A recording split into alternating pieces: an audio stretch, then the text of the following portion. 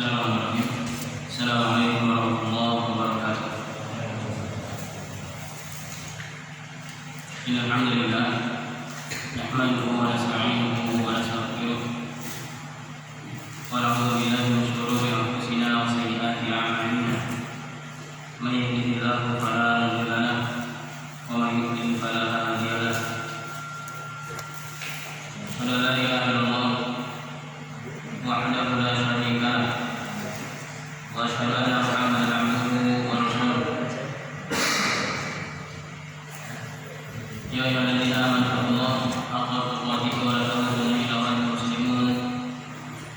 Ya ayyuhan nasu ittaqu rabbakum alladzi khalaqakum min nafsin wahidah khalaqa minha zawjaha wa batha minhuma rijalan katsiran wa nisaa'a wattaqullaha alladzi tasaaluna bihi wal arham innallaha kana 'alaykum raqiba. Ya ayyuhalladzina amanu taqullaha wa qulu qawlan sadida yuslih lakum a'malakum wa yaghfir lakum dhunubakum wa may yuti'illaha wa rasulahu faqad faza fawzan 'azima. Amma ba'd. Para jamaah yang saya hormati dan saya muliakan, rahimani wa rahimakumullah. Alhamdulillah, dengan izin Allah Subhanahu wa taala pada sore hari ini kembali kita bisa melanjutkan kajian kita. Kita berharap kepada Allah Subhanahu wa taala semoga ilmu yang kita pelajari menjadi ilmu yang bermanfaat, ilmu yang bisa mendatangkan keberkahan pada kehidupan kita, bisa menjadi sebab untuk kita tergolong orang bertakwa kepada Allah Subhanahu wa taala. Amin ya rabbal alamin. Para jamaah yang saya hormati dan saya muliakan, rahimani wa rahimakumullah. Pada pertemuan yang lalu sampai pada firman Allah Subhanahu wa taala, "Fadzuqu falan nazidakum illa 'adzaba." Fadzuqu, maka rasakanlah, falan nazidakum, kami tidak akan menambah kepada kalian illa 'adzaba, kecuali azab. Yaitu bagi orang-orang yang Allah, orang-orang yang melampaui batas. Nah, kemudian setelah itu Allah Subhanahu wa taala melanjutkan ayat yang ke-31. Inna lil muttaqina mafaza. Inna lil muttaqin, sesungguhnya bagi orang-orang bertakwa, mafaza. Mafaza adalah maudhi'u fawzin, yaitu tempat kesuksesan, wa najatin, tempat keberhasilan, wa hiya fil jannah, yaitu di surga Allah Subhanahu wa taala. Nah, jadi setelah Allah Subhanahu wa taala menyebutkan keadaan orang-orang yang melampaui batas, kemudian setelah itu Allah taala menyebutkan keadaan orang-orang yang tidak melampaui batas, yaitu mereka hidup di dunia ini sebagaimana yang diinginkan oleh Allah Subhanahu wa taala, yaitu untuk beribadah kepadanya. Nah, dan ini adalah usul Al-Quran. Setelah menyebutkan penyimpangan-penyimpangan, maka Allah Ta'ala sebutkan jalan kebaikan. Setelah Allah Ta'ala sebutkan azab, siksaan bagi orang-orang yang menyimpang, Allah sebutkan dua kenikmatan yang akan diperoleh orang-orang yang beriman dan bertakwa kepada Allah Subhanahu wa taala. Nah, ini sebagaimana disebut oleh Imam Ahmad rahimahullah taala. Imam Ahmad bin Hanbal dia mengatakan, "Yanbaghi an yakuna al-insan fi ibadatihi li rabbih baina al-khawfi wa raja." Sepantasnya bagi setiap orang itu ketika dia beribadah kepada Rabb-nya, baina al-khawfi wa raja, berada di antara rasa takut dan rasa harap kepada Allah Subhanahu wa taala. Fa ayyuhuma ghalaba ala sahibihi, maka sisi mana pun yang lebih melebihi, maka dia akan binasa. Nah, artinya seorang hamba beribadah kepada Allah Subhanahu wa taala adalah dengan dua sikap, yaitu sikap khauf dan sikap roja. Khauf itu takut kepada Allah Subhanahu wa taala, roja berharap kepada Allah Subhanahu wa taala. Maka sisi mana yang lebih mengarahkan dia mengedepankan sikap khaufnya, atau sebaliknya dia mengedepankan sikap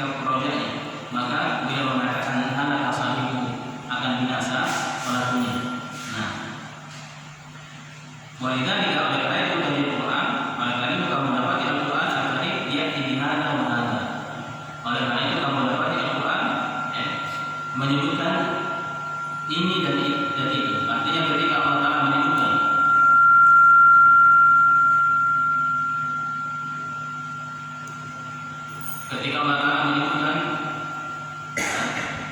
ayat yang kita baca sebelumnya tentang ada orang-orang yang menyimpang, Allah sebutkan siksaan, ancaman bagi mereka, orang-orang yang bodoh.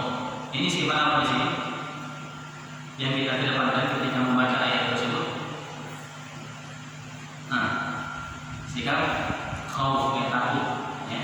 Takut terhadap ancaman Allah Subhanahu wa Ta'ala, takut terhadap dalam Allah Subhanahu wa Ta'ala. Maka setelah ini Allah sebutkan bagaimana buah dari orang-orang yang beriman bertakwa kepada Allah Subhanahu wa Ta'ala. Ya, Allah sebutkan nanti balasan mereka. Ya, di antaranya yang disebutkan di sini wa kawa'iba atraba. Ya, kawa'iba atraba. Ini nanti kita jelaskan ya apa maknanya. Nah, ini yang paling disukai ya, oleh para lelaki. Nah, intinya Allah sebutkan ketika kita mendengar ayat tersebut nanti muncul sikap raja kita terhadap Allah Subhanahu wa Ta'ala. Nah, maka kapan soal beribadah kepada Allah?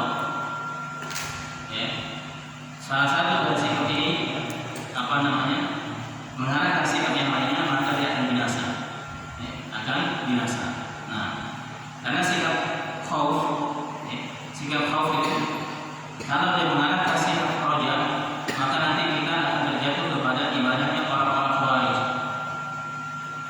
Orang-orang khawarij, yang mana orang-orang khawarij itu mudah untuk mengkafirkan, mudah untuk memberikan label-label dan ketentuan-ketentuan kepada orang-orang yang terjatuh kepada kemaksiatan kepada Allah Subhanahu wa Ta'ala.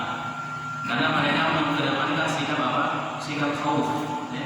Setiap ada ancaman, setiap ada apa namanya? Balasan bagi orang yang menyimpang, di situ yang mereka fokuskan padanya. Mereka berluas-luas padanya sehingga sampai mereka menghukumi setiap pelaku dosa besar mereka kafir keluar dari Islam. Setiap pelaku dosa besar mereka kafir keluar dari Islam. Kenapa? Karena ketika Allah Ta'ala menyebutkan dosa-dosa besar, Allah ancam mereka dengan neraka. Ya, Allah ancam mereka dengan neraka. Sehingga apa? Terjatuh kepada ibadahnya orang-orang khawarij. Setiap pelaku dosa besar mereka kafir keluar dari Islam. Nah, ini bahaya sikap seperti ini. Makanya ini sampai menghukumi kita di Indonesia ini negara-negara kafir karena tidak berhukum dengan Al-Quran, ya, tidak berhukum dengan Sunnah Nabi SAW, tidak berhukum dengan syariat Allah Subhanahu wa Ta'ala. Maka kafir keluar dari Islam. Ya. Sampai presiden kita kafir, ya. Semua aparatur pemerintah kafir. Ini dikatakan apa? Mengedepankan sikap khauf. Ya. Setiap ada ancaman dari Allah Subhanahu wa Ta'ala, di situ yang mereka pertama. Nah, ini kalau kita mengedepankan sikap khauf. Sebaliknya, kalau kita mengedepankan sikap roja, ya, sikap roja itu kita berharap. Nah, karena Allah Maha Rahman, ya, Allah Maha Pengasih, Allah Maha Penyayang. Nah, kita terbuai dengan apa? Dengan keindahan-keindahan janji-janji Allah Subhanahu wa Ta'ala dalam surganya bagi setiap orang yang beriman kepada Allah Subhanahu wa Ta'ala. Ya, maka Allah mengampuni segala dosa. Akhirnya apa? Terbuai dengan apa? Dengan hal tersebut tanpa memperhatikan rasa takut kepada Allah Subhanahu wa Ta'ala. Akhirnya apa? Malas untuk beribadah. Ya, malas untuk beribadah. Tidak ada rasa takut terhadap Allah Subhanahu wa Ta'ala ketika meninggalkan kewajiban-kewajiban. Bahkan akidah ini sampai bisa mengantarkan kita kepada akidah orang-orang Murji'ah. Ya, orang-orang Murji'ah. Apa itu akidah Murji'ah? Ini lawannya dari orang Khawarij. Kalau Khawarij tadi mudah mengkafirkan. Kalau Murji'ah ini mereka akidahnya adalah bahwasanya amalan itu tidak masuk ke dalam bagian iman. Ya, amalan tidak masuk kepada bagian keimanan. Nah, sehingga seorang itu ketika telah mengucapkan dua kalimat syahadat, ya, dan mengucapkan dua kalimat syahadat, maka sempurna keimanannya, tidak perlu dia beramal. Bahkan sampai la yaqulu al-ma'siyatu al-iman. Bahkan kemaksiatan kita tidak akan memberikan madarat terhadap keimanan kita. Selama kita punya keyakinan bahwasanya Allah adalah Rabb kita, maka kemaksiatan apapun yang kita lakukan tidak berpengaruh terhadap keimanan kita. Nah, itu akidah yang menyimpang. Nah, ekstrimnya akidah Murji'ah ini, setiap orang yang meyakini kebenaran Allah Subhanahu wa taala, maka dia adalah orang yang beriman. Ya. Dia adalah orang beriman. Ya. Maka mereka sampai ada menulis kitab, ya, akan apa? Keimanannya Fir'aun. Ya. Keimanan Fir'aun. Pada Fir'aun dibangun, ya. Allah sebut dalam Al-Quran sebagai contoh bagi orang-orang kafir, ya. Orang-orang yang memakan perintah Allah Subhanahu wa taala. Tapi dalam Al-Quran Allah Taala menyebutkan bahwasanya memang Fir'aun itu di hatinya dia mengimani kebenaran Allah Subhanahu wa taala, kebenaran Nabi Musa alaihissalam. Hanya saja yang menghalangi dia untuk tunduk kepada syariat Allah karena kezaliman dia, karena dia merasa tinggi. Sebagaimana Allah sebut dalam Al-Quran, wastaiqanatha anfusuhum zulman wa 'uluwan. Hati dia tenang, yakin dengan keimanan, tapi yang menghalangi dia untuk beriman, tunduk kepada syariat Nabi Musa adalah zulman wa 'uluwan, karena kezaliman dia dan dia merasa tinggi, ya. Dia sombong, merasa berada di atas segala-galanya. Nah, sehingga ketika hati yang meyakini keberadaan Allah Subhanahu wa taala, berarti dia beriman kepada Allah. Sehingga mereka menyebutkan Fir'aun pun beriman kepada Allah Subhanahu wa taala, dia pun masuk surga. Ini akidahnya orang Murji'ah. Maka tidak boleh demikian, ya. Akidah Ahlussunnah wal Jamaah mereka pertengahan. Ya, sebagaimana masuk dalam Al-Quran, wa kadzalika ja'alnakum ummatan wasatan. Demikian akan menjadikan kalian umat yang pertengahan antara orang yang ekstrim dan orang yang menyepelekan. Ahlussunnah mereka berada di tengah-tengah antara khauf dan roja. Nah, tidak berat ke kanan, tidak berat ke kiri. Nah, ini disebut Imam Ahmad rahimahullahu taala. Nah, kemudian kembali kepada ayat Allah Taala, ini usul Al-Quran yang menyebutkan bagaimana setelah menyebutkan keadaan orang yang tahu melampaui batas, kemudian setelah itu Allah Taala menyebutkan bagaimana keadaan orang-orang yang betul-betul hidup ini sesuai dengan tujuan, tidak melampaui batas, yaitu mereka adalah orang-orang yang bertakwa kepada Allah Subhanahu wa taala.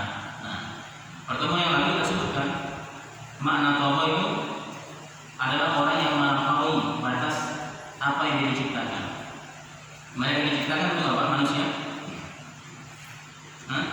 Untuk beribadah kepada Allah Subhanahu wa taala. Wa ma khalaqtul jinna wal insa illa liya'budun. Sehingga siapa yang tidak beribadah kepada Allah Subhanahu wa taala, maka dia melampaui batas, dia telah berbuat dosa. Demikian pula siapa yang beribadah kepada Allah tapi juga beribadah kepada selain Allah, juga telah berbuat dosa. Nah, sekarang siapa yang hanya beribadah kepada Allah Subhanahu wa taala, dialah orang yang tujuan dia diciptakan dengannya. Kemudian yang dengan itu dia menjadi orang-orang yang bertakwa kepada Allah Subhanahu wa taala. Sebagaimana dalam Al-Quran Allah Taala menyebutkan ketika orang itu hanya beribadah kepada Allah Subhanahu wa taala semata, dia pasti akan menjadi orang-orang yang bertakwa. Allah Taala menyebutkan, ya ayyuhan nasu ubudu rabbakumul ladzi khalaqakum wal ladzina min qablikum la'allakum tattaqun. Ya ayyuhan nas, wahai manusia, ubudu rabbakum, sembahlah oleh kalian Rabb kalian. Ya, ini tujuan kita diciptakan untuk beribadah kepada Allah Subhanahu wa taala. Alladzi khalaqakum, karena dia Allah yang menciptakan kalian, wal ladzina min qablikum, dan juga menciptakan orang-orang sebelum kalian. Apa tujuannya? La'allakum tattaqun, agar kalian menjadi orang-orang yang bertakwa. Orang-orang yang bertakwa. Nah, orang yang beribadah kepada Allah akan menjadi orang yang bertakwa kepadanya. Orang yang tidak beribadah kepada Allah menjadi orang yang taqwa. Orang yang taqwa. Nah, Allah sebutkan bagaimana keadaan orang yang taqwa sudah berlalu sama kita. Nah, sekarang Allah sebutkan bagaimana Allah bagi orang-orang yang beribadah hanya kepada Allah, sehingga dia menjadi orang yang bertakwa kepada Allah Subhanahu wa taala. Nah, sebelum kita lanjutkan, buat dari orang yang bertakwa kepada Allah Subhanahu wa taala, kita harus mengerti dulu definisi pengertian apa itu ketakwaan kepada Allah. Nah, takwa itu berasal dari kata waqa yaqi miqayatan. Nah, itu bahasa Arabnya, yang artinya apa? Sesuatu yang menghalangi, ya.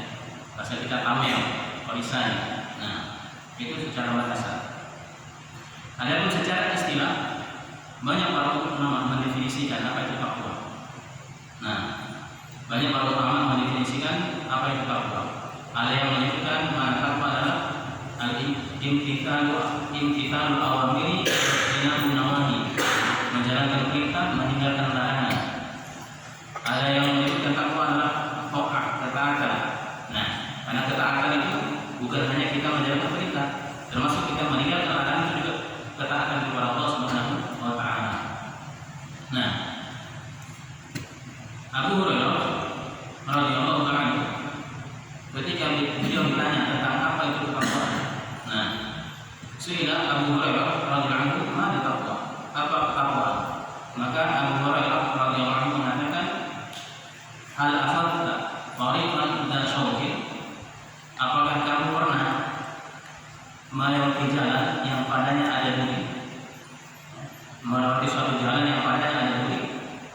Orang maka orang bertanya, ini ada, ini apa pernah? Maka Abu Hurairah radhiyallahu anhu mengatakan, "Fama tasaraka?" Maka apa yang kamu lakukan? Apa yang kamu lakukan? Nah, ketika kamu berjalan melewati duri, rintangan, maka orang itu mengatakan, "Jawaztu au qasartu." Adaltu wa jawaztu au qasartu. Adaltu, aku berpaling darinya, aku mencari jalan yang lain. Au jawaztu, atau aku melompatinya. Au qasartu, atau aku berhenti. Ketika nggak ada jalan lain, nggak bisa dilangkahi, maka berhenti. Nah, berhenti. Maka Abu Hurairah radhiyallahu anhu mengatakan, "Dzaka taqwa." Itulah ketakwaan. Itulah ketakwaan. Maka tadi maknanya takwa, kita menjadikan perisai antara kita, dengan apa? Dengan perkara-perkara yang membinasakan kita. Nah, sehingga takwa itu antaj'ala bainaka wa baina 'adabillahi wiqayatan, yaitu kamu menjadikan antara kamu dengan siksaan Allah Subhanahu wa taala sebuah tameng, sebuah perisai, yang bisa menghalangi dari siksaan Allah Subhanahu wa taala. Itulah takwa. Nah, maka digambarkan oleh Abu Hurairah, kalau ada jalan di hadapan kita terbentak, di situ ada sesuatu yang bisa mengganggu kita, bisa mencelakakan kita. Apa yang kita lakukan? Maka kalau bisa kita berpaling, kita berpaling. Kalau kita bisa lompat, kita lompat. Kalau kita tidak bisa, maka cukup kita berhenti. Nah, kita berhenti. Kita tidak menceplokkan diri kita kepada kebinasaan. Itulah makna takwa yang disebutkan oleh para ulama. Kemudian Al-Imam Ibnu Qayyim rahimahullah taala menyebutkan bahwasanya definisi takwa yang paling baik beliau katakan adalah apa yang didefinisikan oleh Al-Imam Khalid bin Habib rahimahullah taala. Definisi takwa, pengertian makna dari takwa, yaitu apa yang disebut oleh Imam Khalid bin Habib, yang mana beliau rahimahullah taala mengatakan takwa itu adalah an ta'mala bi ta'atillah ala nuri min Allah tarju thawab Allah wa an tatruka ma'siyat Allah ala nuri min Allah makhafata iqabillah. Nah, bila mengatakan takwa adalah an ta'mala, kamu beramal, ya, kamu beramal. Nah, sehingga yang namanya takwa itu pasti kaitannya dengan ibadah, dengan amal saleh. Nah, dengan amal saleh. Sehingga dusta, bohong orang mengatakan yang penting hatinya bertakwa. Tampilannya preman, perbuatannya preman, tidak apa yang penting apa hatinya beriman. Ini bukan dari bentuk ketakwaan kepada Allah Subhanahu wa taala. Yang namanya takwa pasti apa? Ada bentuk amal kita. Nah, karena dengannya kita diciptakan oleh Allah Subhanahu wa taala untuk beribadah kepadanya. Nah, antar mana bertakwa, kamu menjalankan ketaatan kepada Allah Subhanahu wa taala. Ala nuri min Allah, di atas cahaya Allah Subhanahu wa taala. Di atas cahaya Allah Subhanahu wa taala. Nah, disebutkan definisi atau pengertian maksud yang dimaksud dengan apa? Ala nuri min Allah, di atas cahaya Allah Subhanahu wa taala. Kita beramal, antara di ta'atillah, kita beramal ketaatan kepada Allah di atas cahaya Allah Subhanahu wa taala. Artinya apa? Kita beramal sesuai dengan tuntunan perintah Allah Subhanahu wa taala. Nah, karena ilmu itu cahaya, ilmu itu cahaya. Nah, bahkan disebutkan a'la maratibil ilmi, tingkatan ilmu yang paling tinggi itu disebut dengan basirah. Basirah itu cahaya. Sebagaimana firman Allah Subhanahu wa taala dalam surah Yusuf itu, "Qul hadhihi sabili ad'u ila Allahi 'ala basiratin. Ana wa man ittaba'ani wa subhanallahi wa ma ana minal musyrikin." Qul hadhihi sabili, kata Muhammad, hadhihi sabili, ini adalah jalanku. Ad'u ila Allah, aku mengajak menyeru manusia ke jalan Allah Subhanahu wa taala. Bagaimana cara mengajaknya? 'Ala basirah, yaitu di atas basirah, di atas ilmu. Di atas ilmu, di atas Al-Quran dan Sunnah Nabi Sallallahu Alaihi Wasallam. Sehingga ketakwaan itu kaitannya sangat erat dengan apa? Dengan keilmuan kita terhadap Allah Subhanahu Wa Taala. Nah, kemudian ilmu kalau disebutkan ilmu, disebutkan oleh Syekh Muhammad At-Tamimi An-Najdi, makna ilmu itu adalah apa? Ma'rifatullah wa ma'rifatun nabiyyi wa ma'rifatu dinil Islami bi adillah. Ilmu itu adalah kita mengenal Allah, kita mengenal nabinya, kita mengenal agama dengan dalil-dalilnya. Itulah ilmu. Nah, sehingga ketika dikatakan takwa adalah kita beramal, menjalankan ketaatan, kemudian ala nurin min Allah, di atas cahaya Allah Subhanahu wa taala, di atas ilmu.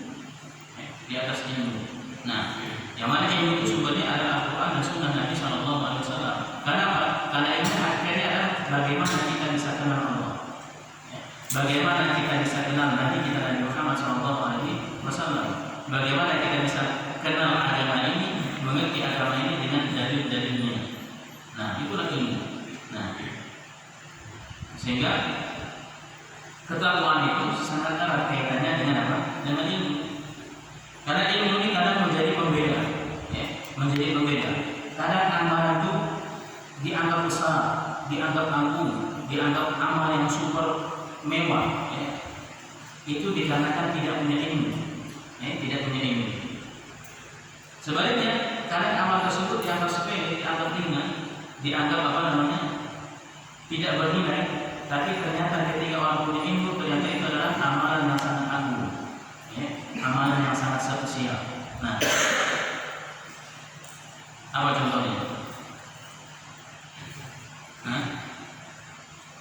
Rasulullah Sallallahu Alaihi Wasallam bersabda, "Raka'atul fajri khairun minad dunya wa ma fiha." Rasulullah SAW bersabda, 2 rakaat salat subuh, 2 rakaat salat sunnah fajar. 2 rakaat salat sunnah fajar itu salat sunnah yang kita lakukan sebelum subuh, itu pahalanya lebih baik daripada dunia dan seisinya. Lebih baik daripada dunia dan seisinya. Ini 2 rakaat sunnah fajar. Nah, ini 2 rakaat sholat sunnahnya. Berarti sholat wajibnya bagaimana itu namanya? Tentu lebih banyak, tentu lebih besar. Nah, tentu lebih besar. Tapi coba kita perhatikan, banyaknya manusia kadang menyibukkan dirinya dengan amalan-amalan yang tidak jelas pahalanya dari Allah Subhanahu Wa Taala, sampai mereka bergadang tengah malam, menghabiskan waktu tengah malam, waktu subuhnya mestinya sepi. Kenapa demikian? Karena tidak punya ilmu. Dianggap yang itu padahal cuma sekedar kebiasaan, ada dari warisan nenek leluhur kita. Nah, ada mungkin baik, ada yang baik. Tapi itu bukan dari suatu keharusan, suatu kewajiban. Bahkan mungkin bukan dari sunnah Nabi SAW. Tapi betapa banyak orang menganggap itulah suatu keharusan, itu suatu amalan yang begitu besar. Bahkan ketika orang meninggalkannya merupakan kerugian besar. Bahkan karena dianggap orang yang tidak melakukannya bukan dari bagian Islam. Yang dianggap punya ajaran baru tentang Islam. Padahal itu bukan dari bagian agama Islam. Giliran yang jelas wajibnya, panggilan sholat, sepi masjidnya, Nah, kenapa bisa demikian? Karena tidak punya ilmu. Nah, makanya tadi yang namanya ketakwaan itu sangat erat kaitannya dengan ilmu. Semakin seorang berilmu terhadap Allah Subhanahu Wa Taala, berilmu terhadap Nabi-Nya Sallallahu Alaihi Wasallam, berilmu terhadap agama ini, maka kadang amalan yang ringan, amalan yang sepele, bisa menjadi apa? Besar nilainya di hadapan Allah Subhanahu Wa Taala. Bahkan mungkin ketika orang yang tadi mengadakan acara-acara yang sampai tengah malam, kemudian kita tetangga di sampingnya tidur, itu pahalanya lebih besar daripada yang tidak ikut melakukan acara tersebut. Nah, terlebih ketika dia di subuhnya dia bangun, dia salat sunnah 2 rakaat tadi, salat sunnah fajarnya ditambah dengan salat subuh, itu pahalanya masya Allah. Nah, tidak terhingga. Sementara mereka yang larut tadi sampai tengah malam, subuhnya tidak kelihatan di masjid. Nah, bahkan ada yang kita lihat orang yang sibuk juga untuk mengisi pengajian dan semisalnya. Ternyata orang ini saja jarang kita dapati ketemu di masjid. Tidak tahu orang itu ibadahnya di mana. Tidak tahu orang itu ibadahnya di mana. Nah, kenapa bisa terjadi? Ya karena tidak punya ilmu. Dianggap orang yang punya ilmu itu yang bisa baca doa yang panjang, yang bisa baca wirid itu. Terkait perkara pokok agama, rukun Islam, sholat 5 waktu, tidak kelihatan di masjid. Kelihatan nanti kalau seminggu sekali, hari Jumat. Nah, ada yang malah lebih mahal lagi, setahun 2 kali, yang kelihatan di masjid. Nah, itu aja. Tapi nanti ditokohkan menjadi tokoh agama di tengah-tengah masyarakat. Apa menjadi pembeda? Karena tidak punya ilmu, tidak punya ilmu. Makanya ketakwaan itu sangat kaitannya dengan ilmu. Makanya Rasulullah SAW bersabda, "Thalabul ilmi fardhatun 'ala kulli muslim." Yang menuntut ilmu wajib, wajib bagi setiap muslim. Bahkan Imam Ahmad rahimahullah ta'ala menyebutkan ilmu itu ada yang namanya ilmu wajib ain, wajib ain. Wajib ain itu wajib setiap individu, sama dengan sholat 5 waktu. Nah, apa itu bentuk ilmu yang fardhu ain? Yaitu ilmu yang la yastaqimu bil mar'i illa bihi, yang agama seseorang itu tidak bisa tegak kecuali dengannya. Nah, ilmu tersebut seandainya tidak ada pada seseorang, maka agama tidak bisa tegak, maka wajib bagi dia untuk mempelajarinya, tidak bisa diwakilkan. Ilmu tentang bagaimana cara dia sholat. Sholat itu kan bukan hanya sekedar rukuk sujud, tapi ada bacaan-bacaannya. Ada yang dikenal di tengah para ulama, ada rukun-rukunnya, ada wajib-wajibnya, ada sunnah-sunnahnya, ada pembahasan-pembahasannya. Belum lagi disempurnakan dengan hal-hal yang kadang banyak di masyarakat kita nggak tahu bagaimana tata cara masbuk. Masbuk, ada yang masbuk itu nanti ngejar imam, ditinggal berapa rakaat ngejar imam, nanti salamnya bareng-bareng imam. Ada, bahkan kita pernah saksikan itu sebagai tokoh di masyarakat. Nah, nggak tahu itu apa rukun masbuk. Padahal ini perkara dari rukun Islam kita. Nah, rukun Islam kita. Ini makanya yang disebut oleh Imam Muslim, definisi takwa yang paling bagus adalah apa yang disebut oleh Imam Ibnu Habib. Nah, anta'mala bi ta'atillahi 'ala nurin min Allah. Menjalankan ketaatan kepada Allah Subhanahu wa taala di atas cahaya Allah Subhanahu wa taala, di atas ilmu, di atas basirah. Nah, dan dengan ilmu yang dimaksud itu ketika kaitannya dengan ilmu agama adalah Al-Qur'an dan Sunnah. Itulah sumber agama kita. Itulah yang menjadi konsep agama kita. Bukan dengan qala fulan wa alan, bukan dengan ucapan siapapun. Nah, bukan dengan ucapan siapapun. Ucapan siapapun kalau bertolak belakang dengan Al-Qur'an Sunnah kita tinggalkan. Kita tinggalkan karena kita beramal itu bukan karena seseorang. Kita beramal karena Allah dan karena ittiba kepada sunnah Nabi sallallahu alaihi wasallam. Nah, bukan karena yang lainnya. Nah, kemudian anta'mala bi ta'atillahi 'ala nurin min Allah tarju thawaballah. Kamu berharap pahala dari Allah Subhanahu wa taala. Ini definisinya. Anta'mala bi ta'atillah, kamu melakukan ketaatan kepada Allah 'ala nurin min Allah, di atas cahaya Allah Subhanahu wa taala, 'ala nurin min Allah tarju thawaballah. Dalam keadaan kamu berharap pahala dari Allah Subhanahu wa taala. Ini tidak mengingatkan bahwasanya apa? Kita beramal di atas ilmu tidak cukup, tapi harus apa? Harus kita niatkan berharap sumber keikhlasan kita kepada Allah Subhanahu wa taala. Karena amalan sebesar apapun kalau tidak diniatkan karena Allah Subhanahu wa taala tidak akan diterima oleh Allah Subhanahu wa taala. Ya. Dari situ juga nampak bahwasanya ilmu yang kita pelajari itu bukan untuk menjadi kita mendapat orang yang alim atau untuk membodohkan orang jahil. Tapi ilmu yang kita pelajari adalah untuk kita amalkan. Untuk kita amalkan untuk mencari keridhaan Allah Subhanahu wa taala. Kemudian wa anta taruka maksiat Allah. Demikian pula kamu meninggalkan kemaksiatan kepada Allah Subhanahu wa taala. Ala nurin min Allah, juga di atas cahaya Allah Subhanahu wa taala. Nah, di atas cahaya Allah Subhanahu wa taala. Nah, ini juga perlu diperhatikan ya.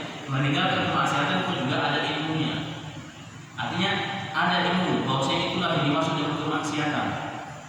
Ya, bukan karena terbalik yang dianjurkan malah dianggap itu kemaksiatan, yang tidak dianjurkan malah itu dianggap ketaatan. Ya, ketaatan. Nah, banyak contohnya di dalam masyarakat kita. Cuma kalau disebutkan nanti bergesekan. Bergesekan. Tapi itu bisa kita saksikan. Nah, kadang yang jelas anjurannya kita tinggalkan. Alasannya itu kan sunnah. Itu kan sunnah. Nah, justru sunnah itu untuk mereka tinggalkan. Tapi ketika melakukan sesuatu yang dilarang, dianggap itu kan makruh. Ya, itu kan makruh. Ya, karena makruh itu sesuatu yang dibenci. Nah, tapi itulah dari untuk mereka bisa melakukan sesuatu yang dilarang dianggap itu makruh. Nah, kemudian amalan yang jelas tadi mereka anggap itu cuma sunnah. Nah, aneh karena juga tidak punya ilmunya. Ya, tidak punya ilmunya. Karena meninggalkan sesuatu yang besar, jadi anggap itu sebagai kemaksiatan. Nah, bahkan betapa banyak mereka yang menolak terang-terangan hadis Nabi Sallallahu Alaihi Wasallam. Nah, karena mereka tidak punya ilmu, bahkan dianggap itu sebagai kesesatan. Waliyadzubillah. Padahal itu murni dari sabda lisan Nabi kita Nabi Muhammad Sallallahu Alaihi Wasallam. Nah, kemudian makhafatan iqabillah. Demikian pula ketika kita meninggalkan antara kemaksiatan Allah, kita meninggalkan kemaksiatan kepada Allah, alhamdulillah min Allah, di atas cahaya Allah, makhafatan iqabillah. Kita meninggalkan itu semua juga karena takut azab Allah Subhanahu wa taala, bukan takut dikeluarkan dari dari ruknya. Bukan takut dikeluarkan dari dari macam-macamnya ya. Dikeluarkan dari grup RT, dikeluarkan nanti dari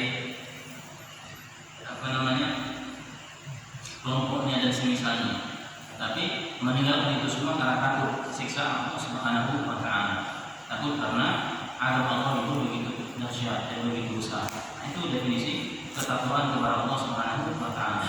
Nah, intinya yang namanya ketakwaan itu kembali kepada kita mengamalkan dan kita meninggalkan.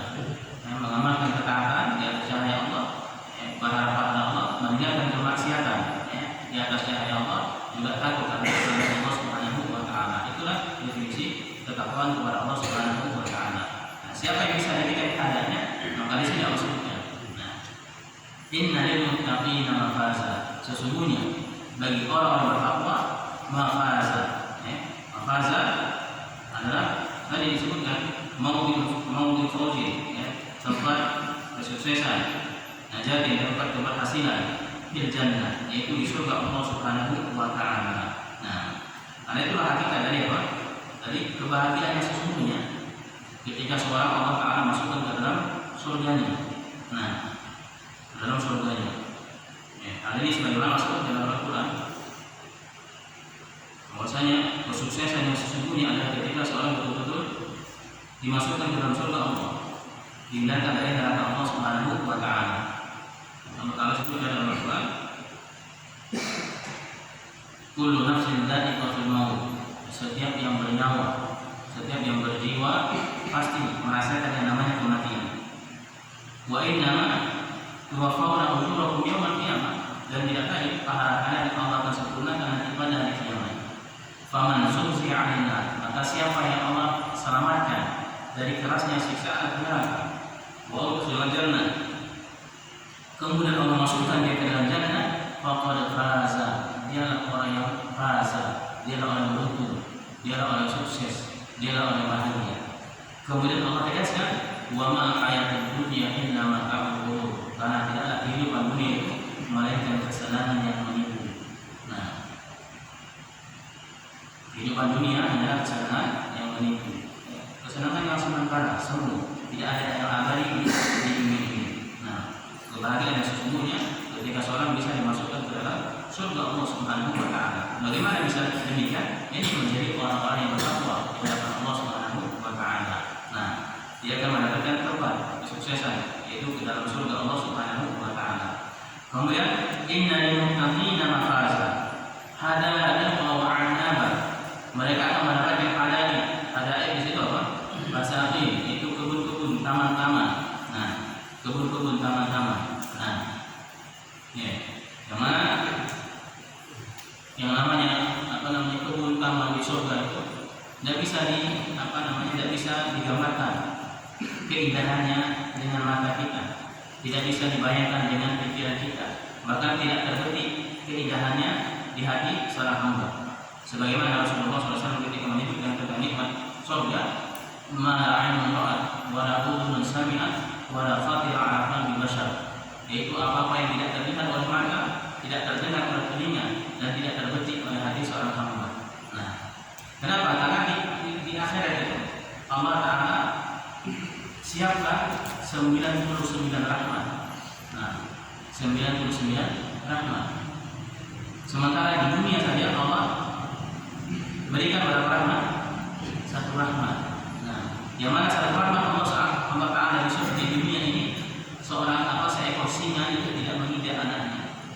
Nah, buah dari rahmat Allah Subhanahu wa Ta'ala satu rahmat Allah bagikan untuk seluruh dunia. 99-nya Allah peruntukkan hanya bagi orang-orang yang bertakwa di dalam surga ini. Sementara di surga itu antara surga dan neraka, penghuninya mana yang gimana? Penghuni neraka, ya, penghuni neraka. Bahkan neraka itu begitu luas. Nah, begitu luas.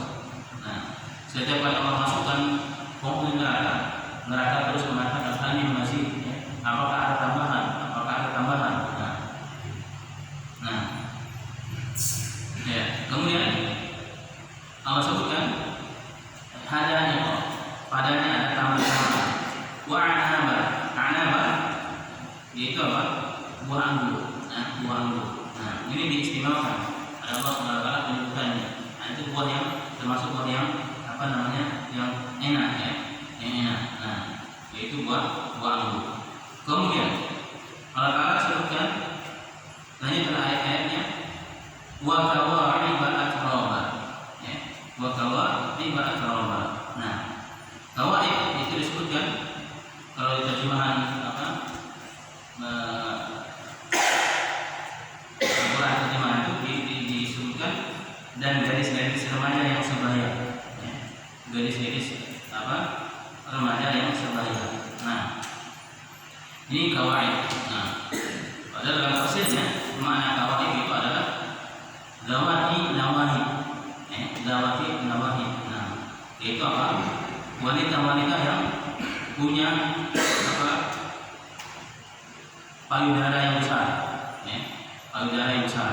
Nah, itu disebut dengan kawaid. Nah, atroba maknanya mutasawiyah di sini, yaitu yang sebaya, ya, sebaya. Semuanya masih muda-muda. Nah, tidak ada yang tua di surga. Nah, makanya ketika seorang nenek-nenek datang kepada Nabi SAW, ya Rasulullah, wahai Rasulullah, apakah aku bisa masuk surga? Nah, maka jawab Rasulullah SAW apa? Di surga tidak ada nenek-nenek. Di surga tidak ada nenek-nenek. Artinya apa? Nenek itu kembali nangis.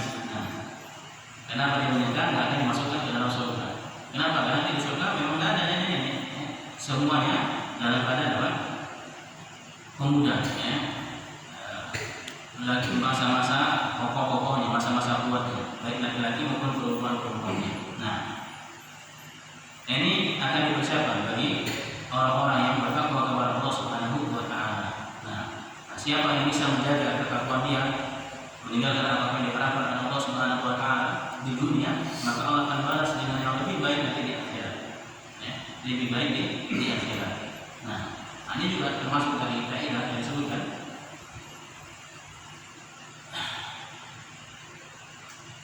Man ista'jala syai'an qabla qad ba'a bil khusrani ma'limani. Nah, siapa yang istajala mendahulukan sesuatu sebelum waktunya, qad ba'a bil khusran, maka Allah Ta'ala ikut dia dengan kerugian, wa firmannya, dan bahkan Allah haramkan dia darinya. Nah, Allah haramkan dia darinya. Artinya ketika seorang bisa menjaga, ya, menjaga apa-apa yang menjadikan batasan-batasan Allah Subhanahu wa Ta'ala, apa-apa yang diharamkan oleh Allah Subhanahu wa Ta'ala, maka Allah pasti akan ganti dia dengan yang lebih baik. Nah, ganti dia dengan balasan yang lebih baik. Nah, demikian pula di antara apa yang diharamkan oleh Allah Subhanahu wa Ta'ala di dunia untuk kita apa? Berbuat asusila terhadap para wanita. Nah, terhadap para wanita, siapa yang bisa demikian? Nah, ini karena apa namanya? Bentuk dari ketakwaan kita kepada Allah, meninggalkan apa yang dilarang oleh Allah Subhanahu wa Ta'ala, maka Allah akan gantikan itu semua di surganya. Wa qawa'imat roba. Nah, sampai apa namanya? Fitnah yang paling besar, yaitu fitnah syahwat bagi para laki-laki, itu Rasulullah SAW bersabda, man ya'mani ma baina lihayhi wa ma baina rijlaihi atman lahu jannah. Siapa yang menjamin antara dua jenggotnya, yaitu mulutnya, wa ma baina rijlaihi, dan apa yang ada di antara dua kakinya, yaitu kemaluannya, atman lahu jannah, maka aku jamin dia surga. Aku jamin dia surga. Nah, ini balasan bagi orang bertakwa kepada Allah Subhanahu wa Ta'ala, mendapatkan bidadari yang sebaik. Nah, maka sandihaqa. Nah, kemudian mereka juga mendapatkan apa? Ka'san dihaqa, gelas dari minuman khamar. Nah, gelas-gelas yang berisi minuman khamar. Nah, ini juga ya, siapa yang minum khamar di dunia tidak akan minum khamar di akhirat. Padahal khamar di dunia katanya itu pahit, ya, pahit, tidak enak.